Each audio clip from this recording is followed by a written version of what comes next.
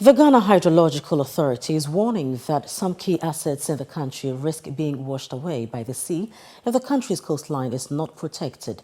According to the authority, 2/3 of the country's coastline is at risk and needs urgent protection. ChannelOne News' Philip Nilate has the rest of the story. The Ghana Hydrological Authority has indicated that the country's coastline is approximately 550 kilometers long, with 180 kilometers of the stretch representing 1/3. That is fairly stable with low vulnerability. The authority says that 370 kilometers, which is 2/3 of the coastline, is at risk and requires coastal protection. Dr. John Kisi, Chief Executive Officer of the Ghana Hydrological Authority, warned at a press conference that national assets such as the Abuazi Power Enclave, St. Augustine's SHS, Denu Aplao Highway, and Cape Coast Nursing and Midwifery Training College, among others, risk being washed away in the near future by the sea if nothing is done to protect the country's coastline. Now, within that 290-kilometer stretch, there are various important national assets at risk that needs urgent action to protect them. And we can talk about the Abuazi Power Enclave, where we have thermal plants that need protection, to safeguard altogether about 730 megawatts.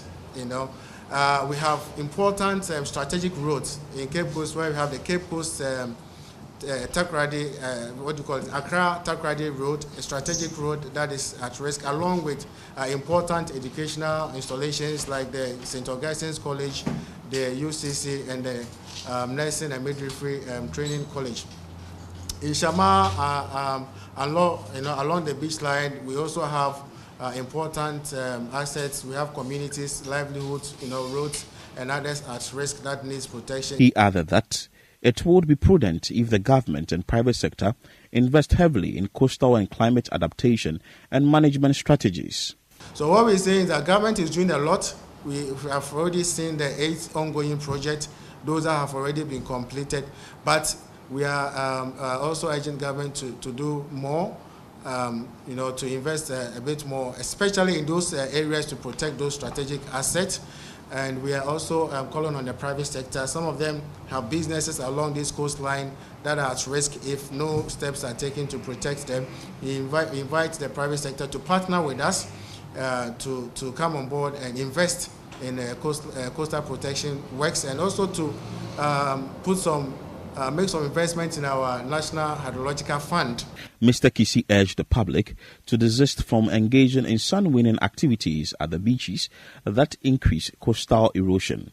And we are appealing to communities along our coastline and the local authorities along our coastline to help us to safeguard the coastline, to prevent human activities that undermine the work that we do and that also accelerate the coastal erosion that we're experiencing. We have sand-winning activities that undermine the effort that we all make to protect our coastline.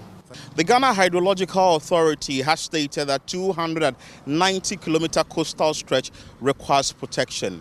For the authority, some national assets within this enclave may be washed away in the near future if nothing is done. Reporting for Channel One News, my name is Philip Nilate.